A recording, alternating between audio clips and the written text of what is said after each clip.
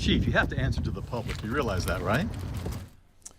The ABC7 I-Team questions San Leandro's police chief about why she left the scene of an off-duty accident in her unmarked police car on Interstate 580. She told the CHP she didn't realize her mirror had clipped another car. But there is more to the story. Dan Noyes is here with an investigation you'll see only on 7. Dan. Well, Amma and Dan, a sergeant from the San Leandro PD Internal Affairs, first raised this and other issues in a 9-page complaint filed with the city manager last month.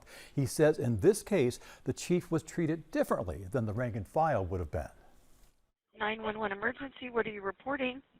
I just got hit by a police officer. Daphne Ryan was heading home with her husband and 2 children after a Giants game, eastbound 580 approaching Dublin, close to 11 o'clock that night. She drove in the fast lane through a construction zone. As traffic picked up to 45 or 50 miles an hour, Ryan told the CHP this silver Jeep was flying on the shoulder, veered into her lane, and clipped her driver's side mirror. And I mean, he smoked my mirror. It woke up both my kids instantly. My 4-year-old, when kids sleep, they're sleeping. What did it sound like? Like a shotgun.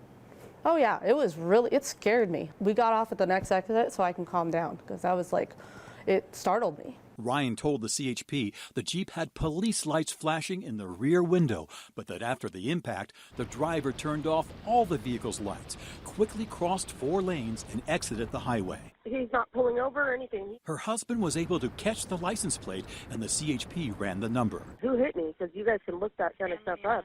It's from San Leandro. Oh, it's a San Leandro police officer. Okay. Yeah. Okay. So are Absolutely ridiculous. It turned out to be an unmarked San Leandro police car assigned to Chief Angela Averett. Why didn't you stop your car when you hit that car last May? Why didn't you stop? Through a spokesperson, Averett declined my request for an interview, so I met her after work. Chief, you have to answer to the public. You realize that, right? Chief Averett didn't answer my questions, but told the CHP she was driving home, got stuck in the construction traffic, started to experience chest pain, and wanted to expedite her return home. So she began to travel in the center median. The investigator asked if she went to the hospital. Chief Averett answered she did not. The chest pains had subsided after exiting the freeway. Averett also told the investigator she did not recall hearing any noises from the impact. There's no way. What do you mean? There's no way in hell that you did not hear our mirrors hit. You could do a test, drive 2 cars, one going 55, one going 65, and hit mirrors and tell me you don't hear anything. Do a Suburban and a Jeep. You'll hear it. I promise. I shared the CHP hit-and-run investigative report with police practices expert Rich Correa, former commander at the SFPD. When I'm driving in my car and the passenger mirror is 3 feet away max, I think I'm going to hear that. Well, that's common sense. The law is, did you knowingly? And that's a proof question. But someone should take a close look at these things. Damage to both vehicles' mirrors matched up, but the CHP decided not to file charges because of Averett's statements that she had no knowledge of the reported hit-and-run. The attorney for the San Leandro Police Officers Association believes the chief is getting preferential treatment, not facing the same scrutiny that her officers receive. It just absolutely destroys the fabric of morale in the department to think that your leader, to think that your chief believes that she or he is above the law. And that's what's going on in San Leandro. Daphne Ryan says she called San Leandro police that night, reached Watch Commander Lieutenant Antoinette Turner, who denied the Jeep came from their department. Again, Ryan on the 911 call. The lady at San Leandro was like, oh, that's not ours. And I was like, yes, it is. I already called the police.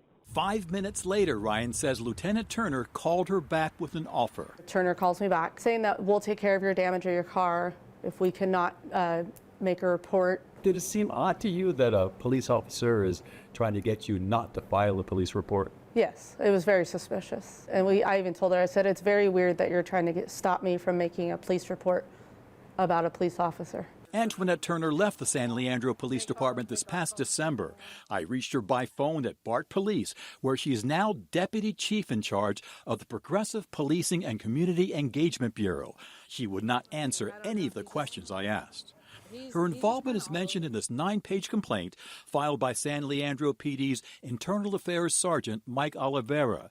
He cites Turner and Averett's actions as a troubling pattern of lack of accountability, selective enforcement, and concealment of violations. Oliveira also writes that Chief Averett told command staff that nothing happened and described this incident as completely unfounded. I wanted San Leandro Mayor Juan Gonzalez's reaction. He has cooperated with interviews in the past, but not this time. His spokesperson wrote that the mayor declined because it's a personnel issue. I followed up by going to the city council meeting. Hey, Mayor, how is the chief involved in a hit and run and an accusation of a cover-up just a personnel matter? Isn't that a matter for the public interest? And there's more information that you need to get. So Okay. we will get you some more information. Be on the lookout. Okay. Thank you. That additional information was sparse, a written statement. The California Highway Patrol investigated the complaint against the chief. In addition, the city conducted its own independent third-party administrative investigation. Those investigations are now complete. And that's it. No more details on the chief, her Jeep, or her accident. The lawyer for the POA is proposing hiring a retired judge, splitting the cost with the city to look at all the information and come to a conclusion about what really happened. I'll be watching if the city responds, Dan and Alma. What a story. Incredible. I know you'll get back to us and stay on it Absolutely. as you do. Thank you, Dan.